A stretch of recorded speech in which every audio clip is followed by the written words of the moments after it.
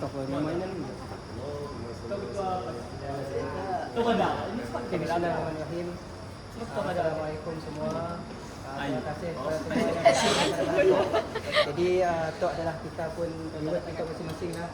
Kita boleh makan-makan sama-sama sambil-sambil lah kita isi rohani kita dulu dengan Nabi SAW bersabda.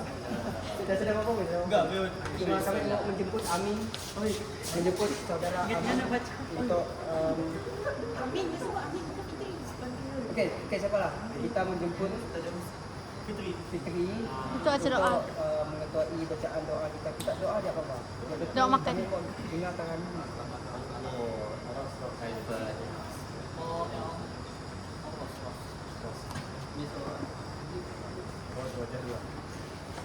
Amin. Bismillahirrahmanirrahim. Alhamdulillahirabbil alamin. Wassalatu wassalamu ala asyrafil mursalin wa ala alihi wasahbihi ajmain. Allahumma barik lana fi ma razaqtana wa qina azabana. Ya Allah ya Rahmanir-Rahim, terima kasih ya Allah atas rezeki yang Kau kurniakan kepada kami ya Allah pada hari ini dan sebelum ini dan selama-lamanya ya Allah.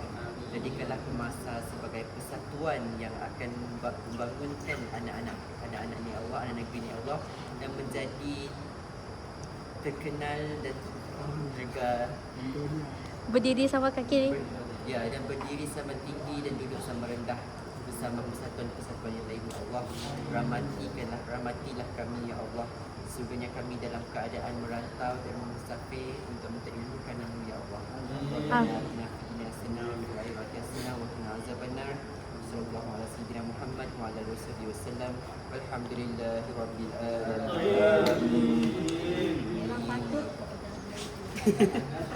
I'm so proud. Ni mudah. Presiden pun tetap masalah. Bolehlah jemput ambil makanan. Sambil-sambil kita makan ya kelak, kita akan ada pula konten. Kita ada 2 konten gitu. So, Pakai baju apa ya kak? Sigit dan orang makan. Apa? Sambil-sambil ambil makanan. Seganlah pula. Kita akan ada 2 Konten. 2 konten lagi untuk TikTok masa kita. Jadi konten yang pertama adalah konten pakaian kita. So tema kita adalah apa nama? Wrong outfit.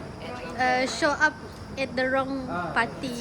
Wrong outfit Show at up. wrong event. So ya untuk konten sikit di konten kita akan pulang koke. Koke seorang-seorang. Sambung-sambung. Okey, dengar.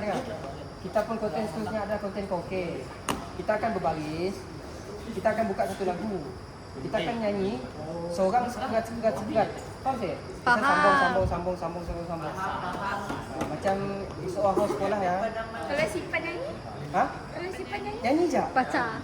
Nyanyi je. Kan Mesti nyanyi. seorang host ada yang sepandai nyanyi nak. Tapi siap nyanyi je. Mumpullah kita pun orang lain cerita. nyanyi je. Kita pilih lagi. Presiden berapa sekali? Depan kali. Kita ambil lagu Anwar Zain ke. Ambil lagu Sudiman ke. Apa yang kita next kak? It's alright. Belum bisa rapi. Kita baru nak semua makan. It's bungkus. Apa hal nak tulang tutup meja umpan? Oh, tu jam buat.